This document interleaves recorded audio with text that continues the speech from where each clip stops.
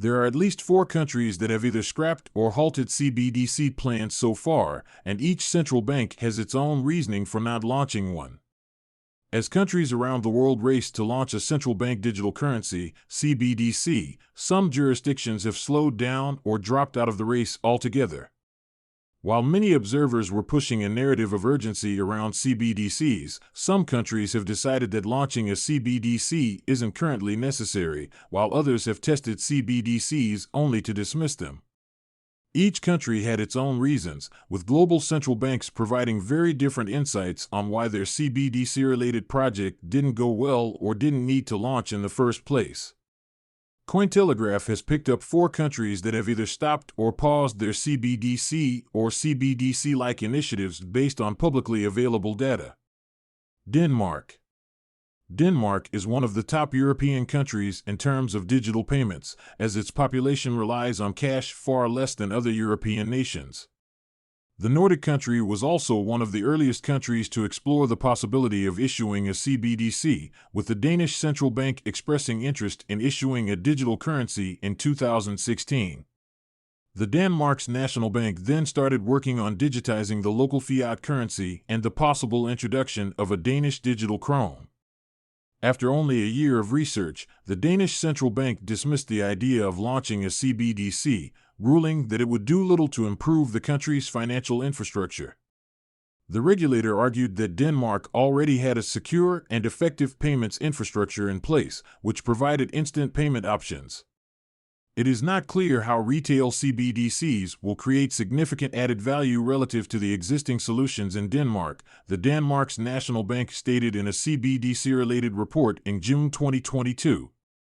The central bank referred to associated costs and possible risks, also pointing out potential difficulties for the private sector. The bank still continues to monitor global CBDC development, has not completely ruled out a CBDC in the future. Japan.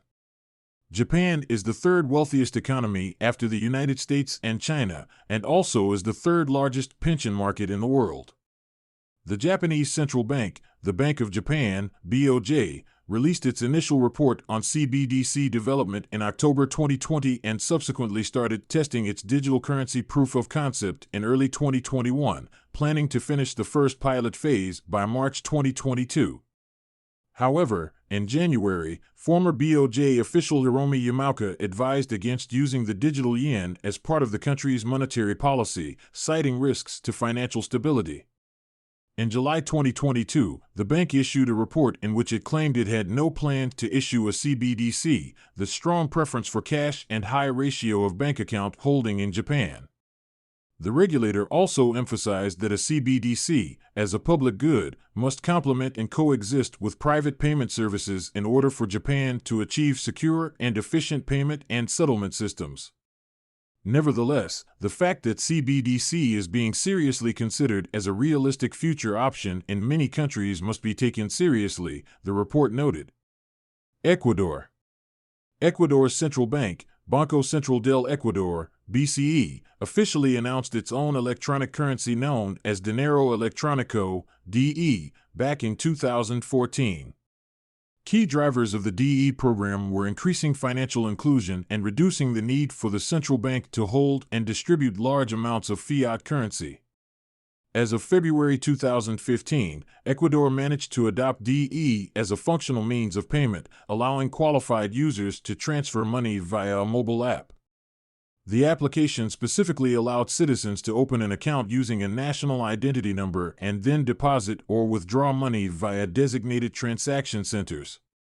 While Ecuador's DE is widely referred to as a CBDC, some industry observers have questioned whether it was really a CBDC because it was based on the United States dollar instead of a sovereign national fiat currency.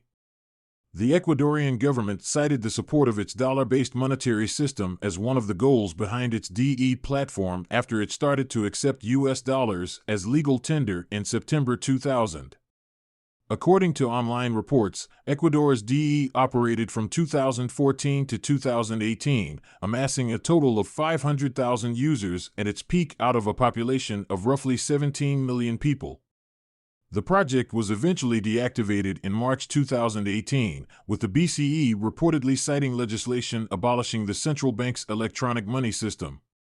Passed in December 2021, the law stated that e-payment systems should be outsourced to private banks. Years after dropping its central bank digital money initiative, Ecuador has apparently remained skeptical about the whole CBDC phenomenon. In August 2022, Andrés Arauz, the former general director at Ecuador's central bank, warned Eurozone policymakers that a digital euro could potentially disrupt not only privacy but also democracy. Finland. For those who think that the Bahamas and China were the first countries in the world to roll out a CBDC, the Bank of Finland has some news.